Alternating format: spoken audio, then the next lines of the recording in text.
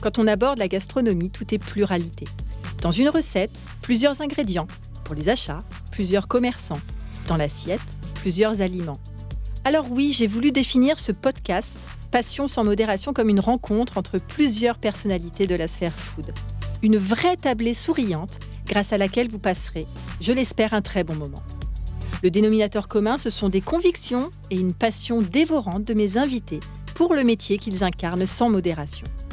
J'anime, ils s'expriment, elles racontent, vous écoutez et nous partageons une table, ensemble. Au menu de l'émission, une conversation 3 étoiles, des interviews aux petits oignons, des confidences épicées. Oui, un podcast vitaminé comme moi. Mais qui suis-je ? Qui est donc derrière le micro ?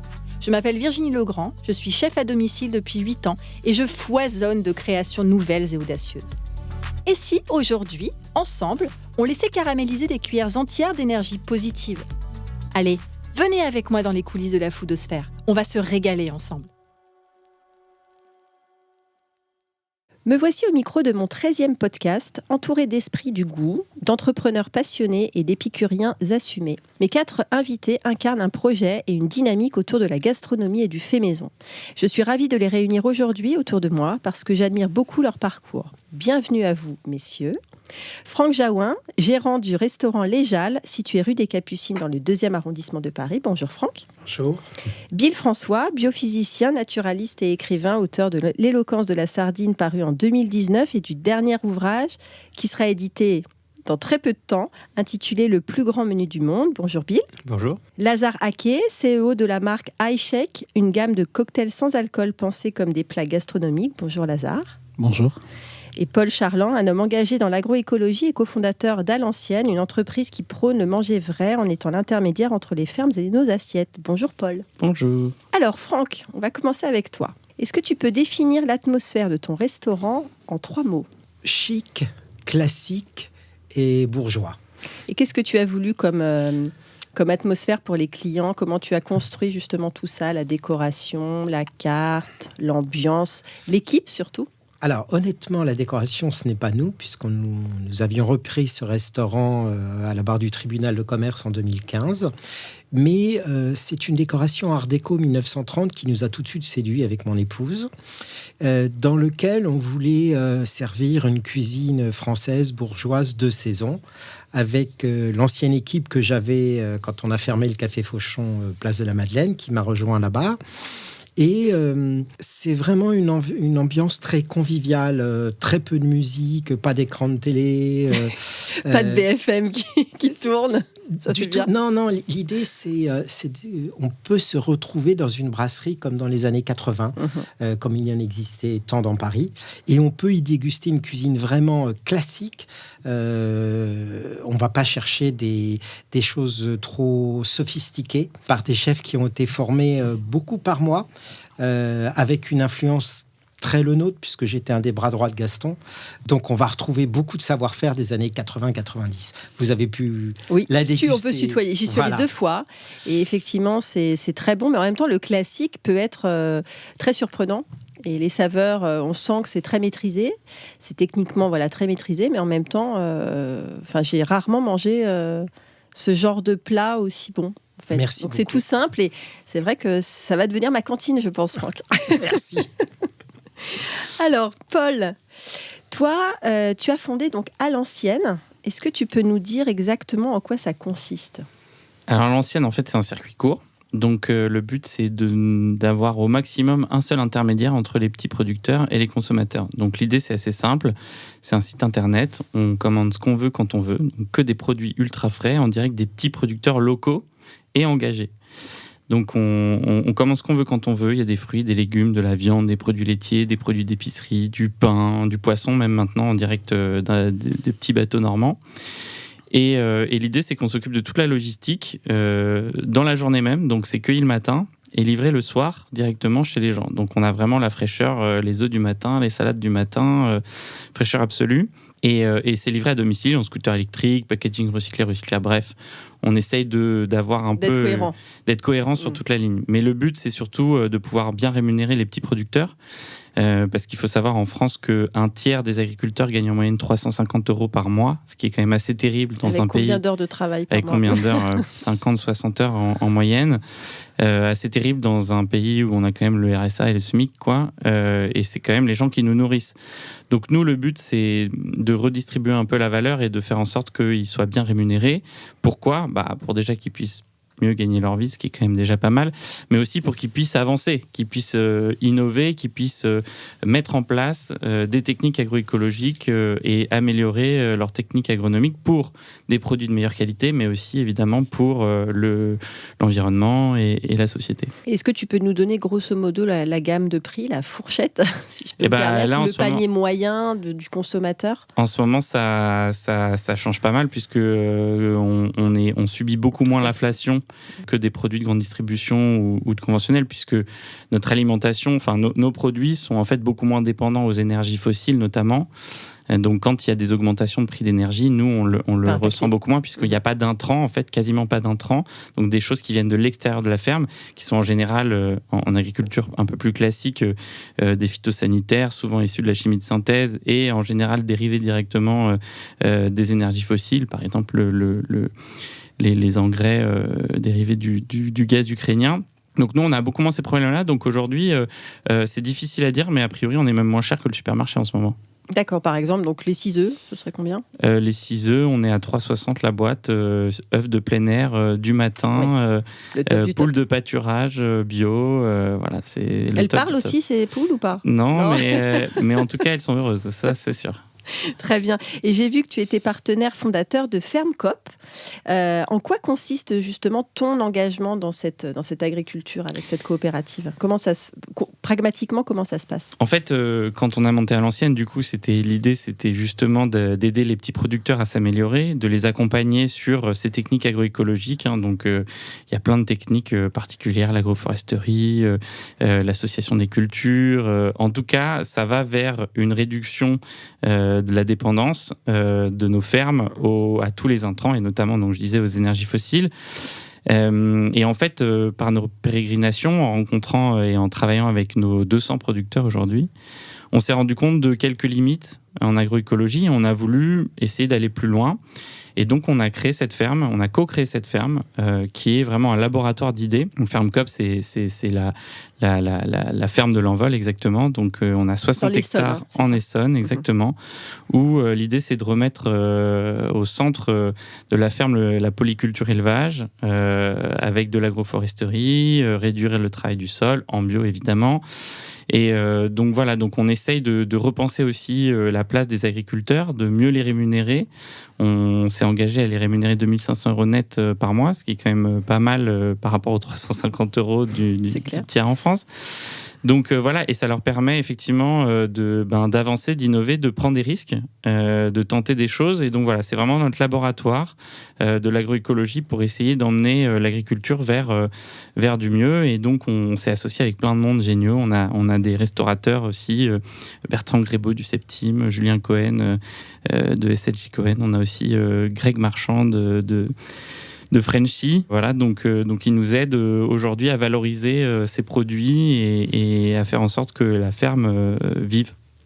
Tu peux juste nous faire un petit point vocabulaire, la différence entre agriculture raisonnée et agriculture biologique ? Alors, il y a l'agriculture raisonnée, ça veut rien dire. En France, il n'y a pas vraiment de label derrière ça. Le bio, du coup, ça consiste en quoi exactement ? Le bio, ça consiste à avoir une agriculture qui n'utilise pas d'intrants phytosanitaires issus de la chimie de synthèse.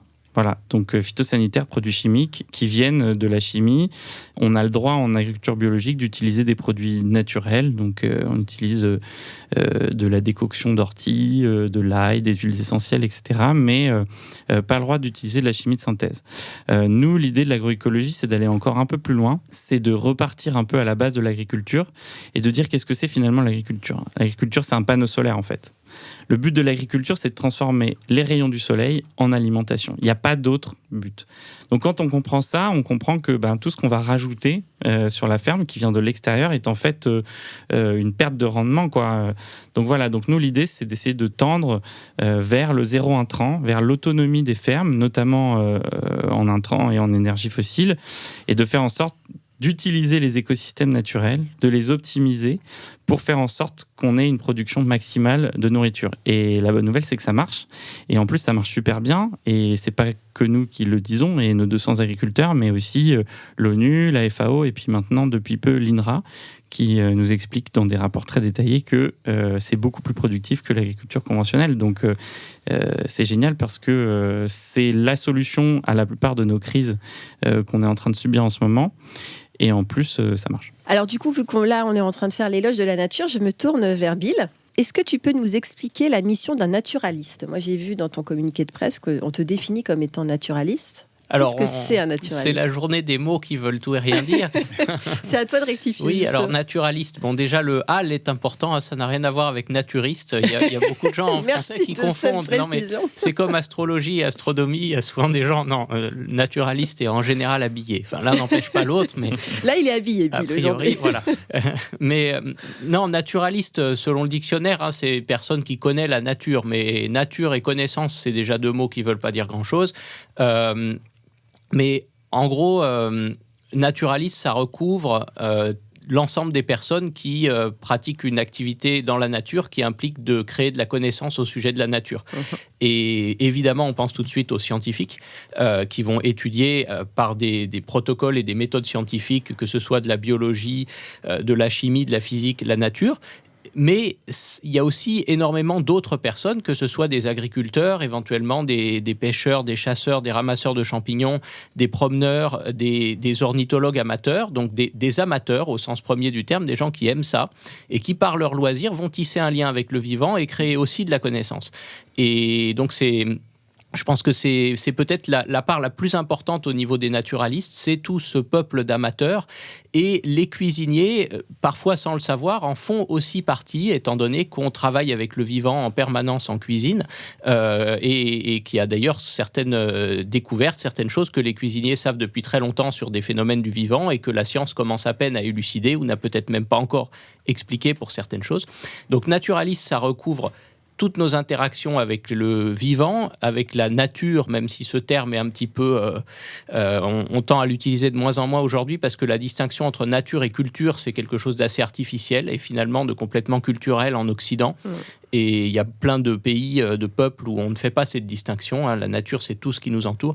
Mais s'il y avait une mission donc, pour le naturaliste, c'est de sortir de la connaissance à partir du monde vivant, et donc d'aller vers les autres espèces, de les rencontrer, de mieux les connaître, donc de tisser un lien avec le monde vivant.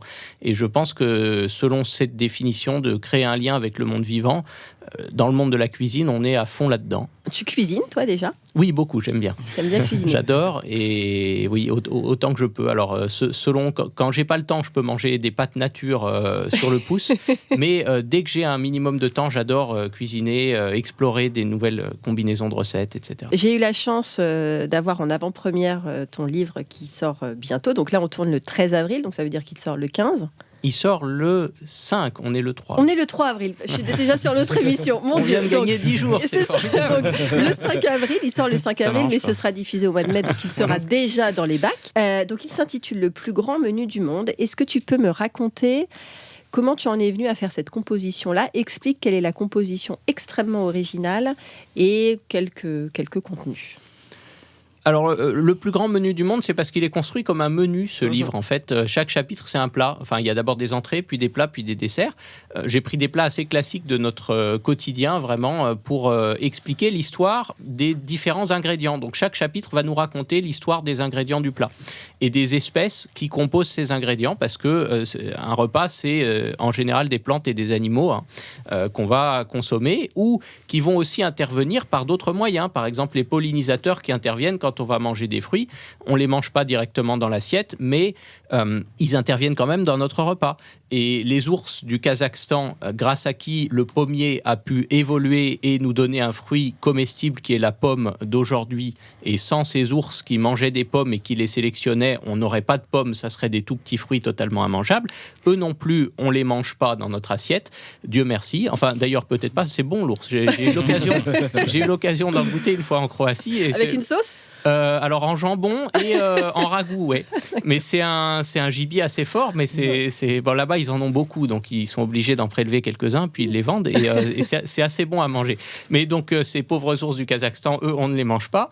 Et par contre, on mange le fruit de leur création assez régulièrement. Donc il y a tout plein d'espèces qu'on rencontre dans nos assiettes et j'ai voulu que chaque chapitre raconte une des histoires de ces espèces ou plusieurs à partir d'un menu. Donc c'est construit comme un menu et c'est comme ça que j'ai conçu ce livre. C'est un livre qu'il faut impérativement lire parce que moi je l'ai lu donc ce matin. Enfin voilà, il fallait à tout prix que je le prépare. Et en fait je me suis dit il va être, parce qu'il y a combien de pages ? Il y a 270 pages à peu près. Je me suis dit j'aurai jamais le temps. Et en fait je plonge dedans et on ne s'arrête plus. Je suis très heureux parce que tu es une des toutes premières lectrices.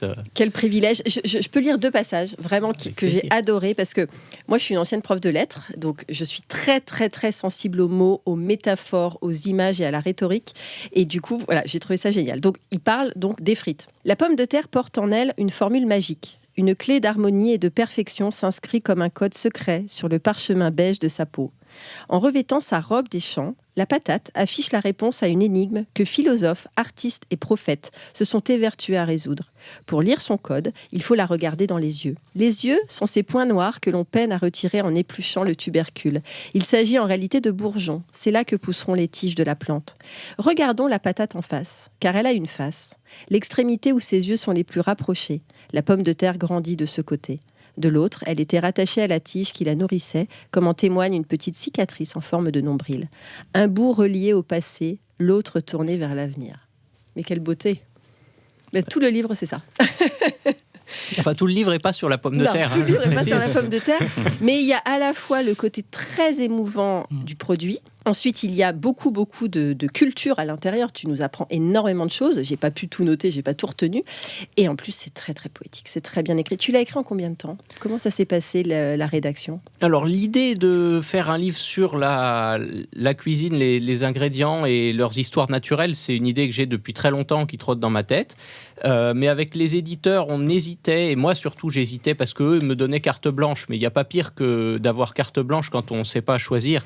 Et c'est un peu comme au restaurant d'ailleurs, le menu, moi j'ai toujours du mal à choisir les plats parce que j'ai un peu envie de tout goûter, et pour choisir un livre c'est un peu pareil, mais j'ai fini par me décider début 2022 sur le sujet des aliments.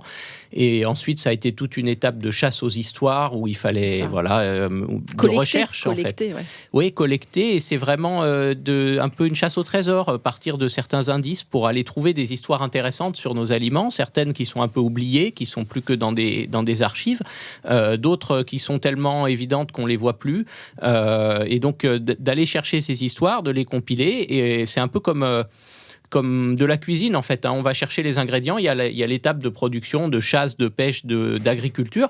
Et une fois qu'on a tous ces ingrédients, il y a l'étape de transformation, de cuisine, où là, j'ai construit le livre comme un menu, etc., en agençant les choses.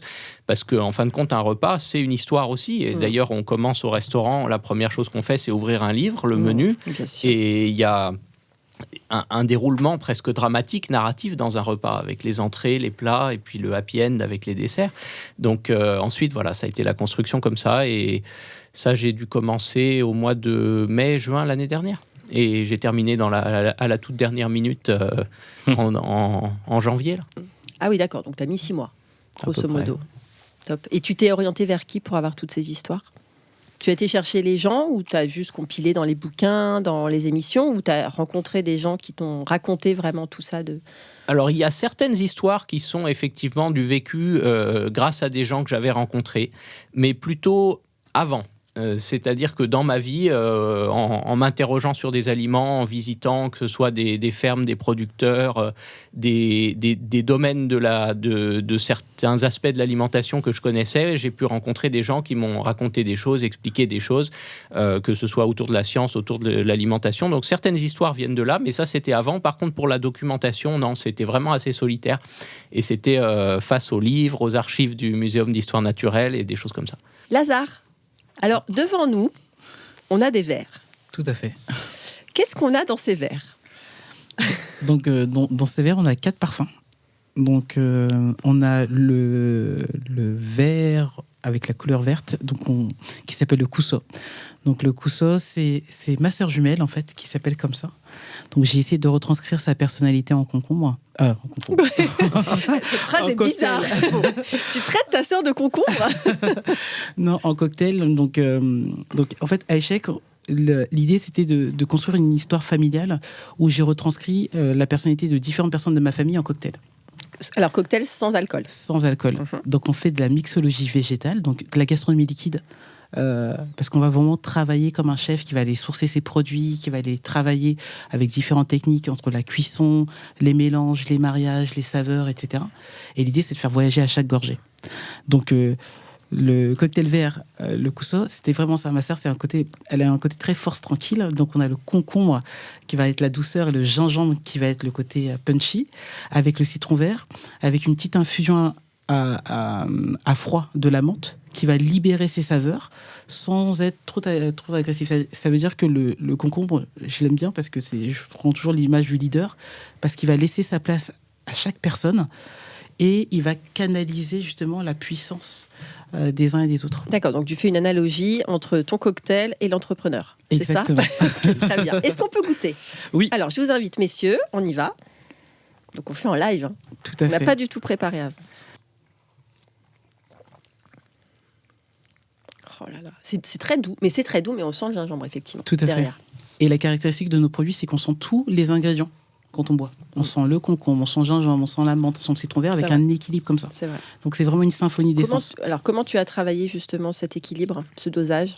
Tu as fait beaucoup de tests? Alors j'ai pas fait beaucoup de tests. En fait, c'est vraiment l'inspiration. C'est pour moi l'art du cocktail, c'est comme la gastronomie ou l'art de manière générale. En fait, la créativité elle me vient avec les idées de notes, de musique à travers chacun des ingrédients, et après à partir de là, en fait, chaque ingrédient joue sa particularité dans la musique. Et c'est comme ça que je compose les cocktails. J'ai un truc dans la tête et puis comme un DJ qui va avoir un son et je vais dire voilà ce qu'il me faut, etc. Oui, donc c'est très intuitif. Tout à fait. C'est ça.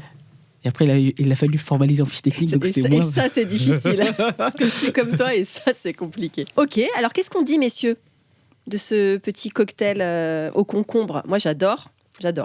Effectivement, on parlait en off des associations après gustatives. Effectivement, sur un poisson cru pour une marinade, ça matche bien. Après, on peut carrément même tenter les desserts aussi. Tout à fait.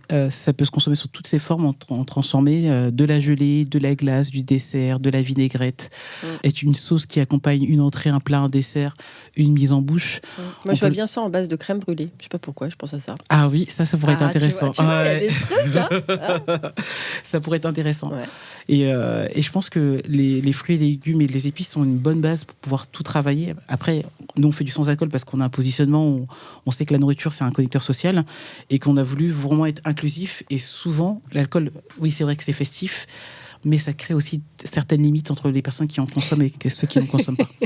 Donc c'est vraiment sûr, mais moi, je verrais bien ça avec un petit gin. Il y a un gin très herbacé de la distillerie de l'Orte qui est super. Et à mon avis, là, sur le concombre ? Ouais, parfaitement avec le cocktail concombre. Mais sans alcool, c'est très bon aussi.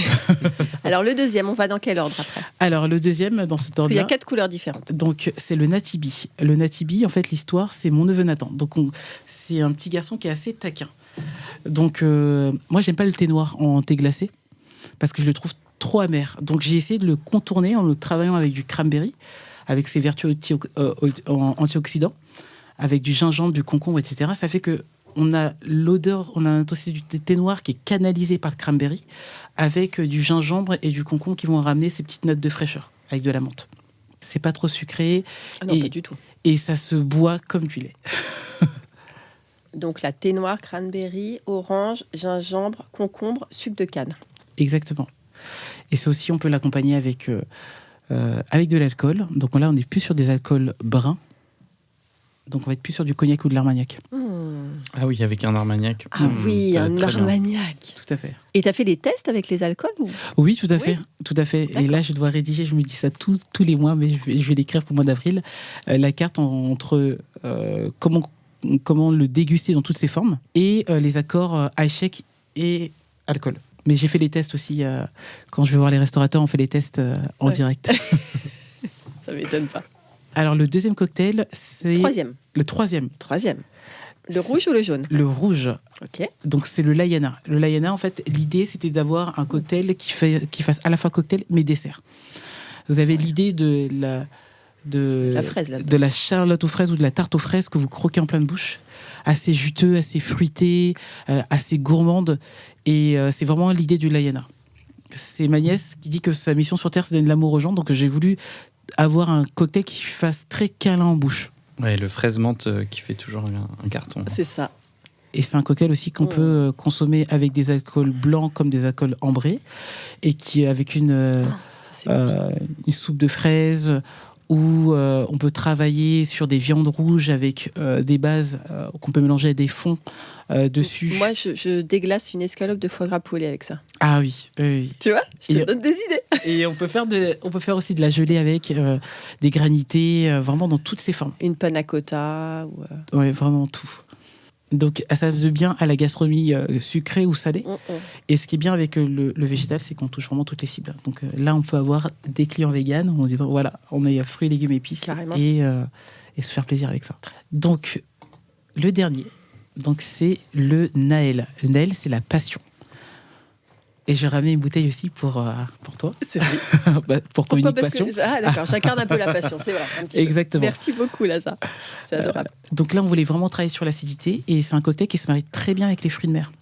Oh, une Saint-Jacques. Une Saint-Jacques ou des huîtres. Où on a le côté qui va contraster le côté iodé dessus. Alors, Franck, il est là, il réfléchit. Il se dit, je vais faire une carte, j'ai plein d'idées aussi. On voit les éclairs. C'est-à-dire que c'est des produits surprenants parce qu'il y a la douceur, de la puissance, de l'amertume, de l'astringence. Il n'y a même pas besoin d'alcool. L'alcool, ça sera en plus, mais c'est délicieux sans alcool. Et on peut faire plein d'assemblages. En effet, la passion... moi, je le sers avec du tourteau ou des étrilles et ça va super bien avec. Et ça, c'est des bases qui n'existent pas à l'heure actuelle. J'aime beaucoup le mot gastronomie liquide. Ça résume très bien le produit. C'est toi qui l'as trouvé, ça, gastronomie? Oui, tout à fait. Franchement, bravo. Parce qu'à chaque fois, on me disait, oui, cocktail, mocktail, etc. J'ai fait, non, on va plus loin que ça. On va de la gastronomie parce qu'on va chercher, on va vraiment travailler les arômes. Alors qu'un cocktail, on va assembler. En fait, on peut se projeter dans une assiette avec ça. Tout à fait. Donc, c'est beaucoup plus qu'un cocktail. Ah, bien sûr. C'est même, ça n'a rien à voir avec un cocktail. C'est pour ça que la dénomination est parfaite. Quoi. Aïchek, ça veut dire boire la vie, en fait. Donc, ça vient de l'hébreu Raï, qui est la vie, la lumière, Dieu, et Shek, qui veut dire boire, donc boire la vie. Et en tunisien, ça veut dire merci. Donc, voilà. Donc, on a un nom qui est assez rempli fort. De lumière. Exactement. Et on veut montrer, nous, vraiment qu'on peut kiffer sans s'enivrer. Et c'est vraiment ça, la promesse de la marque. Le mantra, c'est kiffer dès la première gorgée. Exactement. J'adore le slogan. Parce que dès qu'on boit, on kiffe. Ouais. On a kiffé, là, non, messieurs? Exactement. Ah oui. On a kiffé, hein. Bon, très bien. Et du coup, là, on en a 4. Il y a combien? La gamme, elle se compose de combien? Alors, en fait, on fonctionne comme des collections de vêtements. Donc, on a printemps-été, automne-hiver. Donc là, on est sur la gamme printemps-été. Donc, il y a 3 gammes de produits. Donc, on a la gamme Greedy pour les gourmands. On va travailler autour du fruit, la passion, la mangue, la fraise, le concombre, citron vert et gingembre. On a la gamme Cozy que vous avez goûté avec le Natibi. On a aussi... sa tante, qui est ma sœur Nathalie, qui est une infusion camomille qu'on fait infuser dans du jus d'ananas avec une garniture aromatique fruitée. Donc là, on sublime la camomille. La camomille, j'avais un peu de mal et comme ça, j'ai plus de facilité à la boire. Une camomille française de Rhône-Alpes. Ensuite, on a la gamme Healthy et là, on a 3 produits. On a le Kuso Light, où on n'a pas de sucre, ajouté 0% de sucre, on a vraiment fruits et légumes, et on va contraster entre l'exhausteur de goût, la menthe, et le citron vert, qui vont combler le manque de sucre au niveau du palais. Donc là, ça a été un peu de travail de funambule d'essence, pour pouvoir faire ça. On le fait avec la version sucrée. Et le Mayuko, on rajoute du piment pour avoir ce côté surprenant, explosif. Et avec l'alcool, c'est vraiment riant en bouche, donc à tester. Merci beaucoup, Lazare. Alors, Paul, sur la page d'accueil du site à l'ancienne, j'ai lu, et là encore, je suis très adepte des mots, « manger sur vos 2 oreilles ». Est-ce que tu peux nous expliquer pourquoi cette injonction et en quoi elle résonne avec vos valeurs? En fait, ça représente vraiment tout ce qu'on voulait faire à l'ancienne, c'est-à-dire que l'idée, c'est de ne pas se prendre la tête, de pouvoir faire ses courses facilement, en quelques clics, se faire livrer à domicile, avoir les meilleurs produits des petites fermes.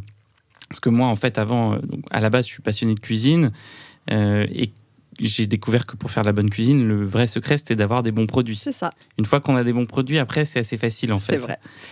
Et donc, je me suis rapproché des petits producteurs locaux.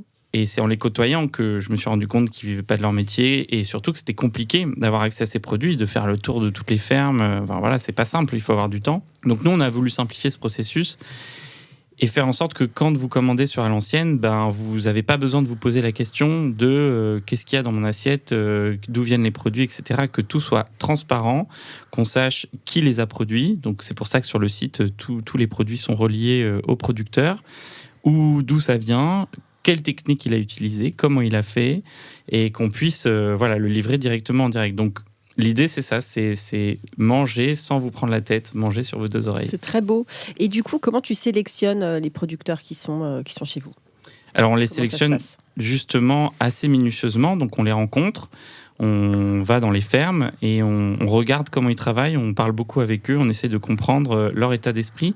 Le but étant d'avoir des producteurs qui soient engagés en agroécologie, donc comme je disais tout à l'heure, donc qui tendent vers des fermes, vers l'autonomie des fermes. Voilà, donc c'est ça l'idée. Et on va plutôt récompenser des processus d'amélioration des états d'esprit et de dire, moi je tente des choses, je vais vers certaines techniques, plutôt qu'un cahier des charges précis où finalement on y resterait et on n'y bougerait plus. Nous, l'idée, c'est vraiment de mettre en place ce processus d'amélioration continue et de faire en sorte, à travers notre circuit de distribution et la meilleure rémunération du coup qu'on leur permet, qu'ils puissent aller plus vite et plus loin. C'est très bien. Grosso modo, vous avez combien de producteurs ? Là, on travaille avec à peu près 200 producteurs. D'accord, donc tout compris, fruits, légumes... fruits, légumes, produits laitiers, produits d'épicerie, viande. Donc, c'est nos éleveurs qui font ce qu'ils donnent à manger à leurs animaux. Ouais, on a quasiment toutes les viandes. C'est nos éleveurs qui font ce qu'ils donnent à manger à leurs animaux sur l'exploitation. Donc, c'est toujours dans une cohérence... ultra extensif, nourri à l'herbe, en pâturage, etc. On a des paysans boulangers, donc ils sont paysans, ils font leurs grains qu'ils transforment en farine sur la ferme, qui transforment en pain au levain naturel sur la ferme. Donc on a vraiment une maîtrise de la chaîne de bout en bout. Et donc quand je parle de transparence, je parle de cette transparence, c'est-à-dire qu'on ne se retrouve pas avec un bœuf nourri avec du maïs ou du soja d'Amérique du Sud où on ne sait pas qui l'a fait. Nous, on fait vraiment attention d'avoir la maîtrise de bout en bout de tous les produits qu'on propose. Et du coup, c'est le respect du consommateur, de A à Z. Oui, et du coup, le consommateur a cette transparence, ça c'est sûr. Il n'est pas floué, quoi. Et surtout, il se régale. Parce que c'est vrai que, mine de rien, une carotte qui vient de moins de 30 km de Paris, qui a été cueillie le matin même, en fait, ça change tout. Alors justement, tu parles de kilomètres, jusqu'à où vous livrez ? Alors j'ai vu qu'il y a une antenne à Lyon et à Bordeaux aussi, c'est ça ? Donc nous, on est en région parisienne, donc on a des petits producteurs à chaque fois autour de la région parisienne. On a ouvert aussi la région lyonnaise et plus récemment la région bordelaise. Donc à chaque fois avec des producteurs locaux, une logistique locale, on réplique tout. Et pour livrer, vous livrez jusqu'où ? Alors, on livre à chaque fois très localement. Donc pour la région parisienne, c'est Paris, banlieue proche, 20 km. Les Yvelines, oui, voilà, c'est ça, grosso modo. Tout est listé sur le site, si on se pose la question. Ok. Et quelle pédagogie tu voudrais adopter pour sensibiliser justement au circuit court et surtout à la saisonnalité ? Parce que moi, en décembre, quand les clients me demandent des choses aux fraises, j'ai du mal. Donc, comment on peut faire là, pour faire comprendre aux gens que, les asperges arrivent. Je ne sais pas si tu commences à mettre des asperges, là, et les fraises aussi qui arrivent. Et encore là, les asperges, c'est plutôt du sud, et les fraises aussi. Les fraises d'Île-de-France, elles ne sont pas encore arrivées. J'étais dans le Périgord, j'ai commencé à avoir les premières du Périgord, donc ça, c'était top. On a 2 semaines à peu près entre le sud et le nord. C'est ça, oui, le soleil. C'est logique. Donc, qu'est-ce que tu aimerais dire, en fait ? La pédagogie, pour nous, c'est quand même un truc qu'on fait depuis longtemps. On a compris rapidement que c'était hyper important que les gens comprennent vraiment. Malheureusement, aujourd'hui, à l'école, on n'apprend pas à manger, on n'apprend pas à se nourrir, ce qui est quand même assez dommage. Alors, je fais un coucou à Camille Labro de l'école comestible qui essaye de remettre ça au centre de l'éducation. Mais du coup, on a essayé de faire de la pédagogie. Donc, j'essaie de faire de la presse, j'essaie de parler, de promouvoir le message. On a coproduit un film qui s'appelle « On a 20 ans pour changer le monde », un film documentaire qui justement retrace un peu l'espoir qu'on peut avoir dans cette agroécologie et dans cette consommation plus responsable. On a fait une chaîne YouTube, on fait des articles, on essaye vraiment d'expliquer aux gens comment ça se passe. Nous, notre sentiment, c'est que la meilleure pédagogie, c'est celle qu'on ne fait pas, et donc du coup, c'est d'essayer d'embarquer les gens par la simplicité du service et surtout le goût. Et nous, c'est ça notre valeur ajoutée, je pense, c'est qu'une fois qu'on a goûté aux champignons de Paris de Bruno Trapletti sur notre site, c'est difficile d'aller racheter les champignons de Paris en grande distrie. Donc voilà, on veut que les gens testent pour qu'ils puissent comprendre que non seulement avec ces produits-là, on fait une bonne action pour la planète, pour le producteur, on améliore la biodiversité, on agrade les sols, on améliore l'état de l'eau, la gestion de l'eau aussi, mais surtout, on se fait plaisir, quoi. Alors, en parlant de plaisir, les restaurateurs, la restauration, ça connote aussi le plaisir de la convivialité. On va reparler de quelque chose qui fâche un peu, mais c'est aussi intéressant pour tous ceux qui nous écoutent. Comment tu as géré la crise du Covid ? D'abord, elle nous est tombée dessus à bout de pourpoint, donc on n'a rien compris. C'est ça. Ça a été très compliqué les premiers jours. Bon, moi, j'étais le seul à être assez optimiste le 19 mars, alors que mon chef était catastrophé. Je lui dis, si on doit fermer, malheureusement. Donc, on a géré déjà cette fermeture. Comme on a quand même pas mal d'associations qui travaillent avec nous, on a réussi à répartir toute la nourriture qui restait. Et puis après, on a fait comme tout le monde, on a attendu. Mais pendant cette période d'attente, on a réfléchi à des nouvelles cartes, à des nouvelles façons de travailler. Puis on a eu cette réouverture qui était un petit peu difficile, sur lequel les clients n'étaient pas tout à fait au rendez-vous. Puis refermeture, mais là, on avait un petit peu d'expérience. Et on a fait la deuxième réouverture, et là, les clients étaient en rendez-vous, donc ça a redémarré assez rapidement. Après, la difficulté, c'était de reconstituer les équipes, parce que moi, j'ai beaucoup de chance, j'ai beaucoup de collaborateurs qui me suivent depuis longtemps, donc ils sont restés, mais il a fallu compléter l'équipe, parce qu'on est une bonne petite dizaine de personnes. Et là, ça a été un peu plus compliqué, parce qu'on a constaté un changement d'attitude vis-à-vis des attentes de la vie. C'est-à-dire que le cuisinier qui faisait souvent des coupures, comme les chefs de rang en salle, ils n'ont plus tellement envie parce qu'ils se sont dit on profite pas trop de notre famille, on profite pas trop du quotidien. Donc il a fallu repenser les plannings. Et puis ça a été pareil pour les fournisseurs. C'est pour ça que j'aime beaucoup écouter monsieur à côté. On a essayé de travailler, même si je suis très fidèle à mes fournisseurs, aussi bien en viande qu'en fourni. Il y en a qui fournissaient mes parents, pour vous dire. Je pense à la boucherie nivernaise. Ça fait des années qu'on travaille ensemble. Mais on a essayé de travailler localement, ce qui est très compliqué parce que c'est trouver des produits de saison, j'insiste sur la saison, ça j'y crois beaucoup, dans une zone de 80-100 km et d'être fourni régulièrement tous les matins avant 7 heures, parce qu'on ne fait pas, chez nous il n'y a pas de congelé du tout, donc tout doit être fabriqué pratiquement tous les jours.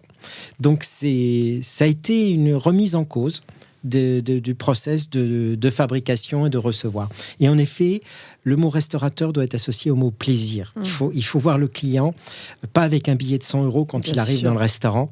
Avec un sourire quand il en part. Voilà, et il faut qu'on lui donne du plaisir. Et nous, on doit avoir ce qu'on appelle le juste prix, c'est-à-dire ce qui permet de donner du plaisir aux clients et qui repartent avec le sourire, et en même temps d'avoir un compte d'exploitation qui soit équilibré et qu'on puisse payer les fournisseurs, les collaborateurs et gagner un petit peu d'argent. Et c'est ça toute la difficulté de notre métier maintenant. Et du coup, les clients sont fidèles, grosso modo ? Bon, alors nous, on a beaucoup de chance. On a un fonds de commerce avec beaucoup de clients très, très fidèles. Des habitués, il y en a qui viennent tous les jours, qui ont leur place. C'est d'ailleurs compliqué de les déplacer parce qu'ils ne comprennent pas. Et puis bon, c'est un quartier particulier. Mais les clients aiment le bien manger de saison et au juste prix. Nous, on est pas donné parce qu'on est dans un quartier où les loyers sont très chers, mais en même temps, tous les guides nous disent on est sage dans nos prix. Non, mais c'est vrai. Et puis après, c'est aussi le rapport qualité-prix. Enfin, je veux dire, moi, je suis prête à payer ce qu'il faut payer quand derrière, je suis satisfaite, je suis nourrie au sens propre et au sens figuré, que le service est bon, que le lieu est bon. Enfin, l'expérience client, en fait, est hyper importante. Alors, c'est très important. Et puis, faut... je rejoins ce que disait encore monsieur à côté. Il faut rémunérer tout le monde. C'est-à-dire qu'il faut rémunérer le producteur. Moi, je travaille beaucoup avec Yego à Quimper et à Lorient, le Guilvinec. Donc, tous mes poissons viennent de là-bas. Donc, il faut le transporter, mais il faut le pêcher. Il faut que le pêcheur gagne sa vie. Pareil, on essaye d'avoir si je veux des carottes des sables ou des carottes de Coutances, ça a un certain prix. Donc, on va le retrouver dans le prix de revient dans l'assiette. Et il faut que le client se rende compte que ces produits-là ont un coût et un prix et qu'il faut rémunérer tout le monde au juste prix. C'est aussi de la pédagogie, en fait, de l'explication que, voilà, il y a des brasseries où on paye 15, il y a des brasseries où on paye 30. Parfois, il y a des brasseries où on paye 30 et c'est pas bon. Et il y a des restaurants où on paye 15 et c'est du fait maison et c'est une carte courte. Si vous aimez mieux, si vous prenez une noix de Saint-Jacques qu'on fait avec des topinambours et des girolles, ça vaut 42 € chez nous. Sauf que ma noix de Saint-Jacques, je sais d'où elle vient. Elle vient d'Erquy. Je sais d'où viennent mes girolles. Ça vient de Sologne la plupart du temps. Donc, il faut bien... Mais après, le client, il se dit, c'est cher. Puis quand il a goûté, il dit, ah oui, mais c'est bon. Bah oui, et le but, c'est de trouver cet équilibre entre les deux. Et ton chef est là depuis longtemps ? Alors, j'ai un chef d'origine algérienne qui s'appelle Samir Boualassar, qui a fait tout le parcours avec moi. Il est rentré comme demi-chef de partie au Café Fauchon. Et puis, il a été formé avec tous mes gars. Et maintenant, il exerce depuis 2 ans. Enfin, depuis 3 ans en tant que chef de cuisine, puisqu'il y a la période Covid. C'est un garçon qui a beaucoup de talent, qui apporte beaucoup au restaurant. Alors, Bill, on parle de restaurateur.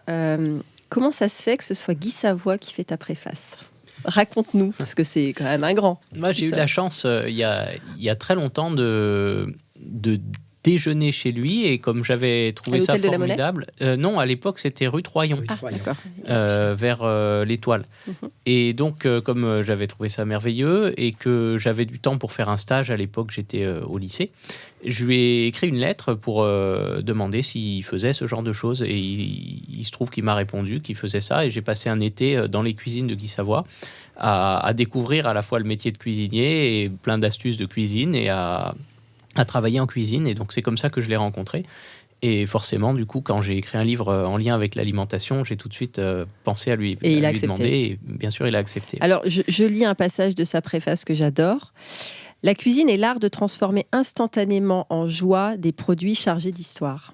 Ça a tellement résonné, j'ai trouvé ça très très beau. Oui, c'est un peu la devise de Guy Savoy, ça. Oui. Il est très content de... après, c'est la devise aussi, tu parlais beaucoup, à un moment il parle aussi d'émotion. Je pense que c'est vraiment ça, c'est Anne-Sophie Pic qui dit que la cuisine, c'est comme le cinéma, c'est que l'émotion qui compte. Et je pense que c'est vrai, et là vous parlez, vous, à travers vos différentes expériences complètement à la fois très proches et très lointaines, mais c'est ce qui ressort aussi en permanence. Du coup, il a lu le livre ? En tout cas, il m'a fait une préface très sympathique, donc je pense qu'il a accepté et qu'il a apprécié. Très bien. Et du coup, tu fais aussi beaucoup de conférences, tu en fais encore ? J'en fais régulièrement, oui. Sur quel thème, grosso modo ? Sur plusieurs thèmes, puisque je fais surtout sur le monde marin, parce que c'est quand même mon domaine de prédilection et ce que je connais le mieux. Donc beaucoup de conférences, à la fois grand public ou plus spécialisées, sur plusieurs aspects du monde sous-marin, des poissons, de la vie sous-marine. Et aussi, du coup, maintenant, avec ce livre sur des aspects plus biodiversité dans nos assiettes, consommation, les espèces qui nous nourrissent, raconter les histoires du monde vivant. Voilà, c'est mes principaux sujets. Alors, dans le communiqué de presse, l'ouvrage est décrit comme un livre à dévorer pour changer de regard sur les aliments. Alors, je veux te poser la question, en quoi la biodiversité est-elle malmenée dans notre vision moderne de la gastronomie ? Pas que dans la gastronomie, dans l'alimentation en général. On oublie complètement ce qu'on mange. Il y a un chiffre qui est assez incroyable, mais quand on prend des enfants à l'école primaire, la majorité ne font pas le lien entre l'animal qui s'appelle poisson et qui voit dans le monde de Nemo à la télé, et le rectangle qu'il y a dans leur assiette qui s'appelle aussi poisson, mais comme une coïncidence. Donc c'est assez effrayant, mais voilà, à la base, dans ce qu'on nous enseigne à l'école, dans ce qu'on nous enseigne dans la vie, le poisson, c'est un matériau, la viande aussi, et le légume, encore pire. Donc on ne fait plus du tout le lien entre l'être vivant et le plat, le produit qu'on consomme. Et ça, c'est dramatique à plusieurs égards. Déjà parce qu'on perd du coup conscience de notre place dans la chaîne alimentaire et que on n'est plus qu'un consommateur par rapport à ces produits, donc on va voir la question du prix uniquement, éventuellement la question de notre impact sur la santé, c'est ce qui préoccupe le plus les gens avec la nourriture, le prix, la santé, mais par contre notre impact sur le produit et sur l'aspect écologique lié à ça, la plupart des gens n'en ont pas conscience, tout simplement parce qu'on ne fait pas ce lien. Et quand on mange du poisson, on est avant tout un prédateur. Et on prélève un animal dans la nature pour notre plaisir, pour un petit peu notre nutrition et beaucoup notre plaisir. Et à mon sens, il n'y a rien de condamnable à ça, mais il faut le faire en étant conscient de ce qu'on fait pour le faire de la meilleure façon qui soit, comme les autres prédateurs dans la nature, c'est-à-dire en ayant une place dans la chaîne alimentaire et en ne devenant pas une espèce nuisible qui va prélever plus que ce qu'elle va apporter au milieu et qui va créer des déséquilibres. Malheureusement, sur le poisson, l'être humain est actuellement clairement une espèce nuisible. On a la plupart des stocks, des populations de poissons qui sont en train de s'effondrer. Et si on reprend conscience de notre place dans la chaîne alimentaire, qu'on essaye de se comporter en prédateur responsable, là, on va favoriser des espèces qui sont prélevées de façon durable, typiquement la Saint-Jacques d'Erquy, pendant la saison, parce qu'il y a des saisons, on ne va pas les prélever pendant la saison où ils se reproduisent ou pendant la saison... On ne va pas les déranger. On ne les dérange pas. Et on va adopter un mode de vie durable et mieux respecter toutes ces espèces. Alors, pour le poisson, c'est le plus direct parce que c'est vraiment un animal qu'on prélève dans la nature comme un prédateur. Mais pour tout ce qui est agricole, il y a aussi plein de problématiques encore plus complexes pour tout ce qui est élevé ou cultivé. Et je pense que ça, c'est le premier problème entre biodiversité et alimentation, c'est qu'on ne fait pas du tout le lien. Et le deuxième problème, c'est qu'il y a toute une biodiversité d'élevage qui est en train de disparaître aussi à cause de l'uniformisation des pratiques alimentaires. C'est-à-dire qu'aujourd'hui, on mange partout sur la planète, par exemple, des pommes, mais on mange qu'une seule ou 5 ou 6 variétés de pommes qui sont les plus productives et pas toutes les autres. Et pareil pour le bœuf, pareil pour les oignons, etc.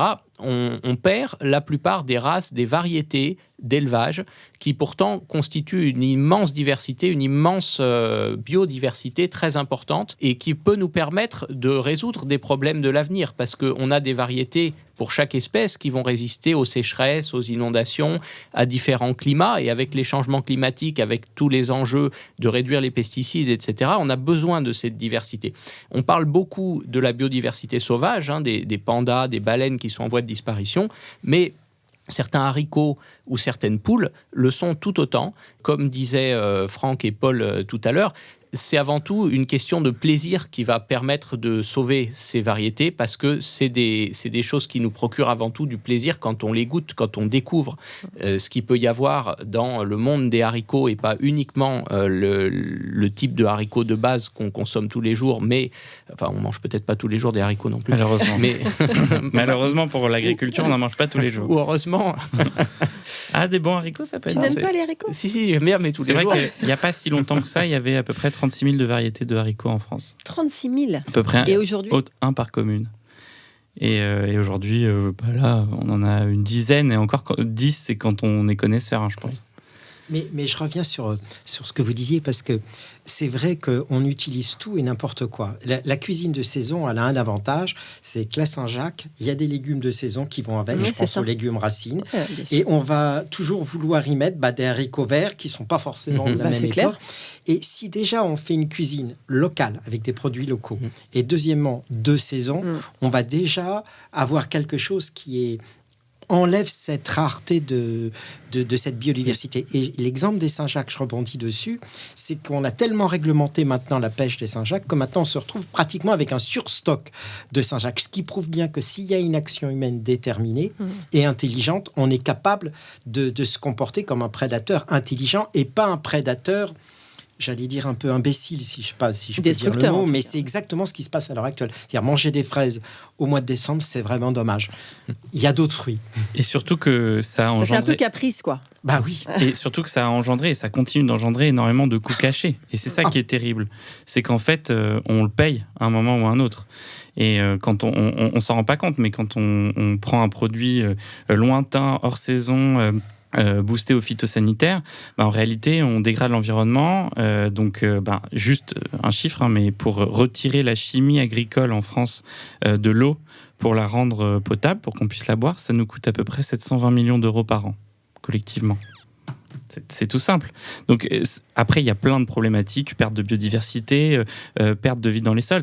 Il y a aussi les problématiques de santé, sans parler des problématiques de santé sur les consommateurs, où on a encore du mal à faire le lien, même si, à mon avis, il y est.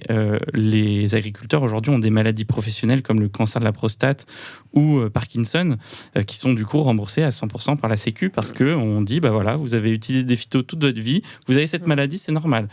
Et ça, on le paye, nous, collectivement. Et puis en plus, toute notre agriculture, elle est complètement perfusée avec la PAC, la politique agricole commune, qui est le premier budget européen, 9 milliards d'euros. Et ça, c'est nos impôts pour faire en sorte que les exploitations continuent de survivre parce qu'elles vendent à perte. Aujourd'hui, sans la PAC, en France, 53% des exploitations mettent la clé sous la porte. Donc en fait, on est dans un système qui ne fonctionne pas pour les agriculteurs, qui ne fonctionne pas pour les consommateurs, qui ne fonctionne pas pour l'environnement et la biodiversité. Donc il faut qu'on arrive à inverser la tendance et à tourner cette petite clé. Et je pense que l'agroécologie fait clairement partie des solutions pour demain. Et alors, une petite anecdote sur la biodiversité qui me fait beaucoup rire et qui rejoint ce que tu disais. Dans le vin, on a perdu un nombre de cépages hallucinants, alors que finalement, le vin, c'est quand même un des trucs gustatifs qui est vraiment reconnu. En France, allez, on tourne autour de 15, 20 cépages maximum, quand en Italie, ils en ont encore 3000. Et c'est assez drôle parce que du coup, là, on a eu pas mal de sécheresses qui ont impacté les vignes. Là. Alors, moins l'été dernier, mais les 2-3 étés d'avant, c'était le cas. Et notamment dans le sud de la France, du côté de Perpignan, Montpellier. Et évidemment, tous les viticulteurs étaient très impactés et pleuraient un peu de ces problématiques. Et c'est drôle parce que là-bas, à côté de Perpignan, il y a le Conservatoire de la Vigne qui a plus de 150 variétés de cépages anciens, etc. et qui a levé la main doucement en disant « Mais vous savez, nous, on n'a eu aucun problème. En fait, nos vignes, elles sont complètement adaptées à ces climats beaucoup plus arides. Donc, vous avez la solution à quelques kilomètres de chez vous. Peut-être qu'il faut qu'on mette un peu de biodiversité cultivée dans tous ces vignobles. » Ouais, très intéressant. Lazare, j'aimerais qu'on termine, il y a plein d'autres choses derrière, mais j'aimerais que tu m'annonces, tu m'as parlé d'un iShake Challenge que tu vas bientôt proposer. Est-ce que tu peux nous en dire plus ou pas ? Oui, tout à fait. Donc en fait, le iShake Challenge, c'est un challenge qu'on ouvre à tous les grands consommateurs et passionnés de nourriture sur Instagram et sur TikTok. En gros, le concept, c'est que je vais collaborer avec 2 chefs et on va définir justement un espèce de panier à l'aveugle et ils vont devoir créer un cocktail sans alcool à partir de ce panier-là. Il y aura 4 critères. Il y aura l'originalité, le goût, donc ils vont nous envoyer par Colissimo des échantillons dessus. Ensuite, l'histoire du produit et 4, la viralité. Donc, ils vont devoir, après, faire le buzz sur leur réseau en taguant le nom de marque. Et le gagnant, et si la recette aussi, elle est transformable de manière industrielle, eh bien on transforme sa recette et on la rentre dans la prochaine collection, soit de l'année prochaine si c'est des produits printemps-été, ou soit cette année si c'est des produits automne-hiver. Et elle perçoit 2% du chiffre d'affaires de l'ensemble des ventes. Qui va être colossal, bien sûr, le chiffre d'affaires. Qui va être colossal parce qu'on commence l'export, donc avec un grand référencement sur le Moyen-Orient, donc qui va être colossal. Et puis pendant 6 mois, la personne devient ambassadeur de la marque. Et nous aussi, et moi, je vais la coacher, la former sur la mixologie végétale pendant 6 mois. Tu lances ça quand ? Dans 2 semaines normalement. Ou dans 3 semaines, mais dans 2 semaines, dans 10 jours, on commence à faire un bon coup de com' sur les réseaux. Ok, je vais candidater, moi. Oh oui. C'est dit, c'est acté. Alors, j'ai quelques petites questions, du coup, communes pour vous 4. Oui. Le plat régional auquel vous ne pouvez pas résister ? Alors moi c'est simple, c'est la Côte-Riyad en Bretagne. Enfin moi je suis de Saint-Malo, donc j'ai pas trop de mérite. Alors dis-nous ce que c'est la Côte-Riyad. C'est une bouillabaisse bretonne avec tous les poissons de l'Atlantique au lieu de prendre des poissons méditerranéens. Et c'est pratiquement comme une bouillabaisse. Moi, c'est pas de ma région parce que je suis plutôt de Normandie, mais je suis un fan de choucroute. Je suis alsacienne. Je trouve que la choucroute, c'est formidable. Déjà, je trouve qu'en France, on n'utilise pas assez la lactofermentation. Donc, la choucroute, c'est du chou lactofermenté, qui est une des façons de conserver les légumes absolument merveilleuse, puisque c'est la seule façon de conservation qui leur permet d'améliorer leur pouvoir nutritionnel, enfin, de le modifier et de l'améliorer. En plus, il n'y a pas besoin d'énergie pour le faire. Il suffit juste un peu d'eau et du sel. Et en plus, on peut faire des choucroutes végétales 100%. On peut faire des choucroutes de la mer, des choucroutes avec de la bonne charcuterie locale et extensive. Donc je trouve que c'est vraiment un plat super et il faudrait qu'on remette plus de lactofermentation au centre de notre alimentation. Donc je prône la choucroute. Ok. Bill ? Moi, j'allais dire la bouillabaisse, mais Franck me fait concurrence de sa Bretagne. Non, mais enfin la soupe de poisson en général, et surtout celle de Méditerranée. Alors pour défendre face à la Bretagne, non, c'est intéressant parce que la soupe de poisson de Méditerranée, il y a plein d'espèces différentes en général. On dit qu'il faut au moins 7 espèces pour faire une bonne soupe, ce qui va varier les saveurs. Mais ce qui vient aussi d'une tradition ancestrale qui s'appelle les prud'homies de pêche, qui sont des organisations en fait communautaires dans les ports de Méditerranée pour gérer la pêche de manière durable. Et ça existe depuis 500 ans. Donc c'est assez dingue de se dire que depuis 500 ans, il y a une espèce d'AMAP de circuit court avant l'heure qui existe, avec des juges pêcheurs qui sont élus par leur pairs et qui décident d'attribuer les licences entre guillemets de pêche aux différents petits pêcheurs selon les espèces qu'ils vont chercher, selon les saisons, pour se partager la ressource et pour faire en sorte qu'elle ne soit pas surexploitée. Et depuis 500 ans, ça existe. Alors évidemment, maintenant, Bruxelles essaye de les détruire pour favoriser des immenses bateaux industriels dopés aux subventions qu'ensuite on subventionnera pour les emmener à la casse quand il n'y aura plus de poissons. Mais pour l'instant, ils tiennent bon. Donc c'est pour ça que voilà, défendre la soupe de poisson artisanale, je pense que c'est une belle idée. Mais sinon... pour pas copier la soupe de poisson, je dirais l'andouillette. Très bien. Lazare ? Alors moi, c'est la volaille, mais donc j'hésite entre le poulet de Bresse et j'ai eu l'occasion de rencontrer Georges Blanc, justement lors d'un concours de cuisine où j'étais arrivée 3e d'Europe. Et j'ai beaucoup aimé cette recette-là. Et le pigeon mariné au miel avec un risotto châtaigne de Corse. D'accord, Ouais. Ça donne faim tout ça. Merci messieurs. Deuxième question, qu'est-ce qu'il y a toujours dans votre réfrigérateur chez vous ? Des citrons confits pour moi. D'accord. C'est pas forcément obligé de les conserver dans le réfrigérateur, mais une fois qu'on a ouvert le bocal, il vaut mieux. Et on peut faire plein de choses avec les citrons confits au sel. Les citrons Beldi, comme ils disent, en petits morceaux. Ça, même rien qu'à l'apéro comme ça, c'est formidable. Et... Moi, de la menthe et du basilic. D'accord. Du beurre de micelle. C'est bizarre. Et toi, Paul ? Moi, je pense que c'est des légumes qu'il y a tout le temps. C'est vraiment le truc. J'ai tout le temps des légumes frais, toujours de saison évidemment. Voilà, toujours avoir un légume qui traîne. On peut faire une petite soupe, une petite poêlée. C'est facile quand ils sont bons, c'est facile. Alors, j'aimerais que vous complétiez la phrase « Pour moi, cuisiner, c'est… » Du plaisir et une aventure. Laissez exprimer ma créativité. Partager. Allez, bien joué, parce que c'est ce que je voulais dire. C'était sur J'aurais dû partager. parler en premier. Non, mais pour moi, cuisiner, c'est des émotions. Très bien. Je dirais partager des émotions. Partager pour le mettre des tous les deux émotions. d'accord. Complète, Parce que c'est vraiment le but de la cuisine. Oui, c'est le ensemble, toujours. Bon, enfin, moi, j'aime pas cuisiner pour moi toute seule. Non, ça n'a pas m'intéresse. d'intérêt. Aucun intérêt. Alors, je vous ai donné 4 petits papiers. C'est des questions ouvertes. Vous les lisez, vous répondez. Si vous avez une petite anecdote, vous racontez. Sinon, ça peut être juste le mot. Je vous écoute. Fraise ou framboise ? La fraise. Alors moi, j'aime beaucoup la fraise parce que je la cuisine en sucré, en salé, sous toutes ses formes. Mais on va avoir un nouveau cocktail qui va être sur la base de la fraise à la framboise parce que la framboise aussi est un des fruits les plus demandés et consommés aussi. Ensuite, vas-y, tu fais les 4 à la suite. Ah, d'accord. Ouais, les 4 à la suite. Amaretto ou Grand Marnier ? Amaretto. Alors, avant, j'étais Grand Marnier parce que j'ai fait beaucoup de crêpes Suzette. Je pense que... Mais là, l'amaretto, je préfère l'amaretto. Le travailler surtout sur la partie pâtisserie et sur les cocktails aussi.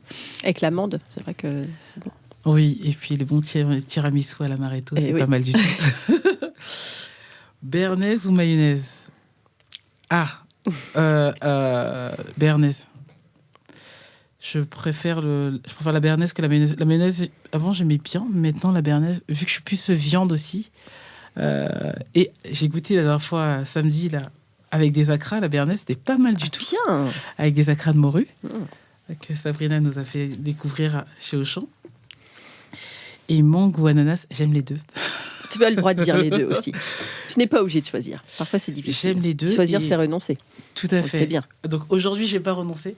Et pour la petite histoire, moi, un des premiers mariages que j'ai organisé en tant que mixologue indépendant, c'était en Côte d'Ivoire. Et j'ai fait un mojito, justement, mangue ananas, avec les produits frais. Et c'était incroyable. C'était incroyable. Et là, je pense que dans un projet futur, j'ouvrirai une usine là-bas. Parce que les produits... alors nous, en Afrique, il n'y a pas de pesticides sur l'agriculture. La terre est assez fertile pour pouvoir bien produire. L'avocat, il fait presque 30 cm. Il est comme ça, l'avocat. Et les fruits, quand ils sont de saison, la mangue et l'ananas, c'est énorme, quoi. C'est hyper bon. Il n'y a pas besoin de rajouter du sucre, etc. Le glucose de fructose se fait bien avec les saisons. Donc voilà. Merci, Lazare. Franck? Alors, cèpe ou morille, ça, c'est 2 monuments de la cuisine. Je serais plutôt morille parce que ça va bien avec la crème, ça va bien avec le vin jaune, ça va bien avec la volaille. Je pensais à Georges Blanc parce qu'il fait un poulet comme ça à la crème, son poulet de Bresse à la crème, c'est une merveille. Alors, zester ou mandoline? Plutôt zester, parce que je me rappelle d'une engueulade de Robert Lynx quand je faisais des chocolats au citron vert pour le nôtre, et Robert voulait pas que j'enlève fallait surtout que le vert du citron vert et c'était avec le zester, et c'est ce souvenir du zester. Je trouve que le zester, on peut faire plein de choses avec. Entrecôte ou bavette, ça aussi, c'est 2 bons morceaux de viande, très différents, parce qu'il y en a un qui est persillé et l'autre qui ne l'est pas. Je serais plutôt tendance bavette, avec une fondue d'échalotes. Éclair ou tartelette, alors... c'est 2 belles choses. J'ai eu la chance de travailler avec Christophe Adam sur Éclair de génie. Quand on était chez Fauchon, toute l'idée du week-end éclair a fait cette aventure-là. Mais je serais plutôt tartelette, parce que je trouve que les fruits de saison avec un bon fond de tarte et une petite crème, par exemple fraise des bois, crème d'amande sur une pâte sablée, c'est une tuerie, quoi. Merci, Franck. Paul? Alors moi, terrine ou rillette, terrine, c'est pas facile, parce que j'aime beaucoup les rillettes, j'aime beaucoup la terrine. En tout cas, ce que j'aime beaucoup dans ces aliments, c'est que ça permet de valoriser des parties des bêtes qui sont difficilement valorisables. Les gens ont tendance à croire qu'il n'y a que du filet dans le bœuf, alors qu'il y a plein d'autres morceaux qui peuvent être très bien cuisinés. Il faut apprendre à les cuisiner parce que ça sert à rien de tuer un bœuf entier juste pour récupérer le filet. Donc le but, c'est d'utiliser tout ce qu'on peut utiliser. Et c'est pour ça que j'aime bien ces plats un peu ancestraux qui nous permettent de valoriser ces produits et de se régaler, quoi. C'est avec ce que les gens achètent d'habitude moins.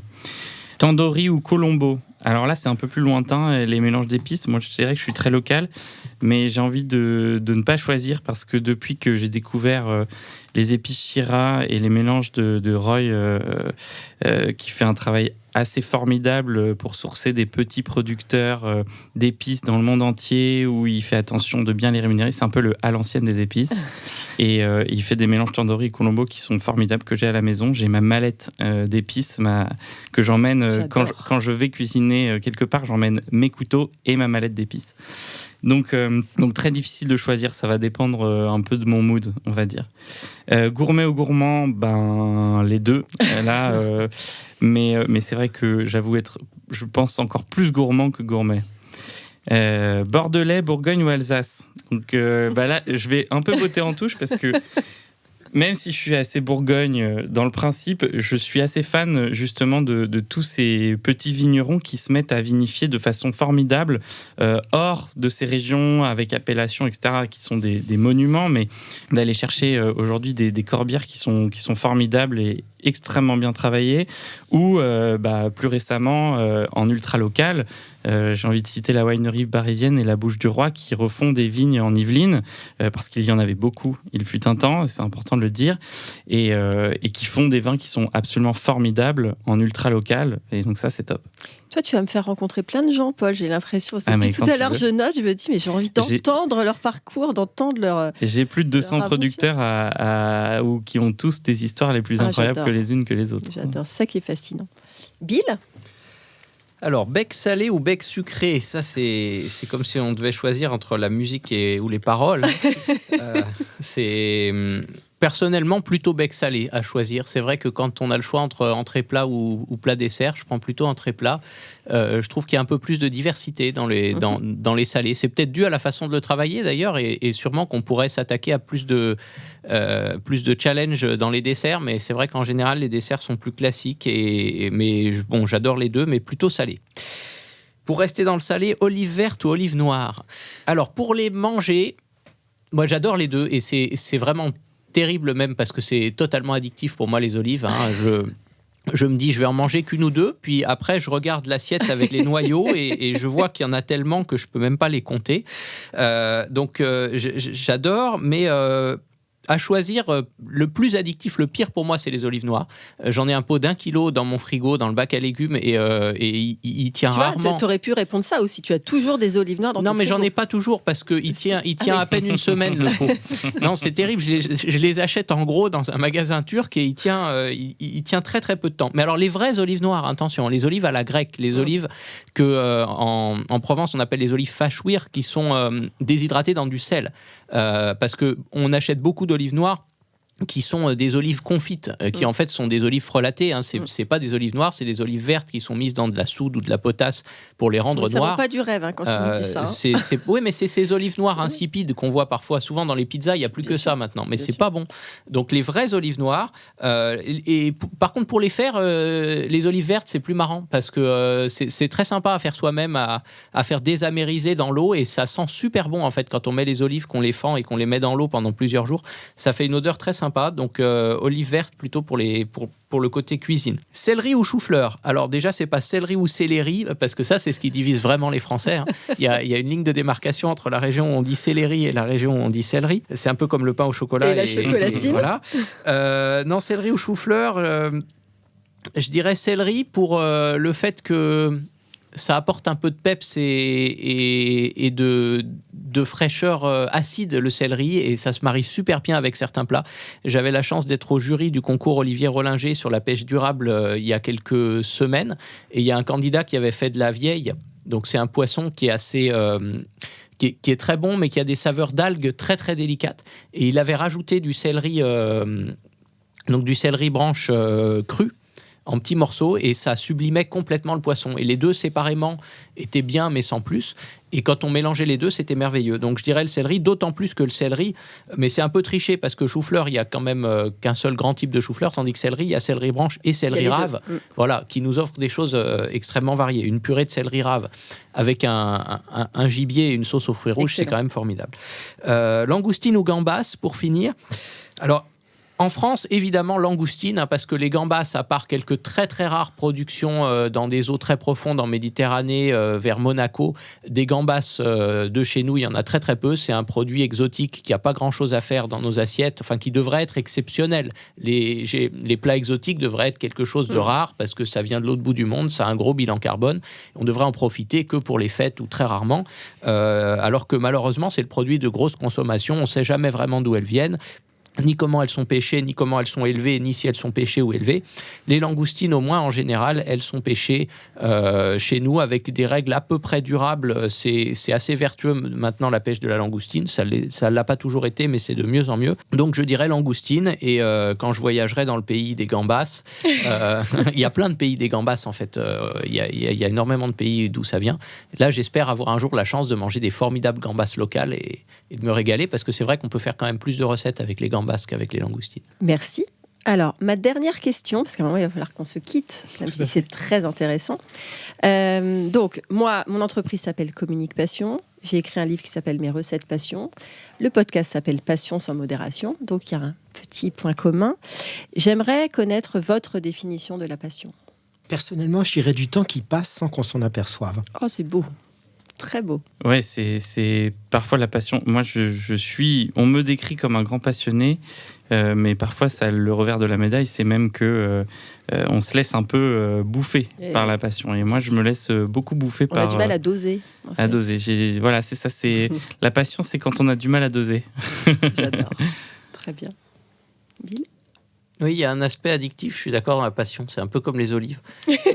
Pour toi, hein, parce que moi, c'est pas mon addiction. Oui, ça dépend des gens, mais chacun a l'équivalent. Si c'est pas les olives, c'est peut-être les pistaches ou les noix de cajou ou c'est chocolat. plus redoutable, les pistaches. Oui, parce qu'il faut les ouvrir. Non, c'est quelque chose qui guide nos actions, je pense, et qu'on choisit pas. C'est la passion qui nous choisit. Oh là là, c'est beau ce que vous dites. Alors pour moi, c'est 3 mots. C'est la patience, l'énergie et la créativité, en fait. Parce que quand on est passionné, on est patient. Quand on est passionné, on est embrasé, on est prêt à embraser aussi. Et quand on est passionné, en fait, on est créatif, en fait. Waouh. C'est ce qu'on retrouve dans tes bouteilles. Hein. Exactement. Tu nous as embrasés, là. C'est ça. Ouais. Merci beaucoup. Alors, je voudrais terminer avec un extrait de ton livre qui m'a aussi beaucoup touchée. Fini les fraîcheurs végétales des entrées, révolues, les rôtissantes épopées des plats de résistance. Le dessert arrive comme un happy end. Un dénouement que viennent couronner les plus délicieuses douceurs concoctées par la nature, les fruits. Mais peu importe toutes les nomenclatures, qu'ils soient vrais ou faux, les fruits sont toujours issus de l'union amoureuse de 2 fleurs. En les croquant, on goûte donc des histoires d'amour. C'est juste sublime. Ouais. Très beau.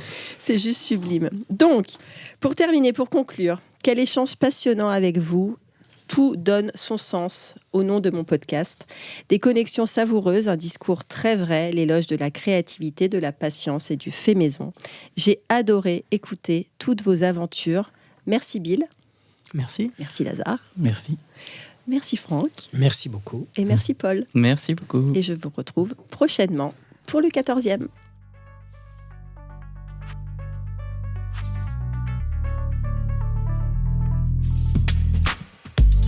Ça y est, notre rencontre prend fin. Merci à tous mes invités d'avoir accepté mon invitation et d'avoir joué le jeu de la sincérité et de l'authenticité. Merci à vous d'avoir suivi nos échanges. J'espère que ce podcast, Passion sans modération, a nourri votre curiosité et qu'il vous a donné faim. J'ai aimé, en effet, mettre en lumière toutes les personnalités qui contribuent à faire de l'alimentation et de la gastronomie une pierre angulaire de notre beau pays et de notre art de vivre. Alors, on se donne rendez-vous au prochain épisode ? Pour prolonger l'expérience gourmande, retrouvez-moi et mon univers sur mon site communique-passion.fr. Créons-nous prochainement un rendez-vous dans votre cuisine pour un menu qui nous ressemble à l'occasion d'un événement qui vous rassemble. Vive le fait maison et vive la passion!